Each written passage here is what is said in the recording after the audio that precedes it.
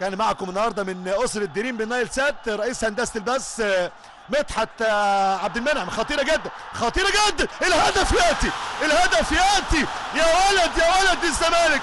محمد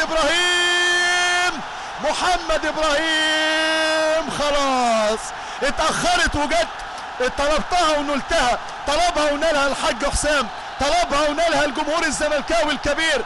محمد ابراهيم هو من صنع الفارق والفوارق بهدف جميل، يعني ضيع تعب هذا الحارس العملاق في هذه الليله امير عبد الحميد. سبحان مغير الاحوال، في 6 دقائق وقت محتسب بدل ضائع، الزمالك يصول ويجول ويغرد وحيدا فريدا في الصداره بعد هدف جميل لمحمد ابراهيم. بص شوف الجمله الزملكاويه، بص شوف الفن والهندسه، بص شوف محمد ابراهيم، ادي الورقه الحلوه وادي كعب القدم الجميل بسن القدم بسن الحذاء بمقدمه الحذاء بمقدمه الزمالك بالنقطه رقم 24. عدى منهم كانه حلواني بيقطع بسبوسه، كانه بيخرط في تورته جميله عنوانها او لونها ابيض بخطين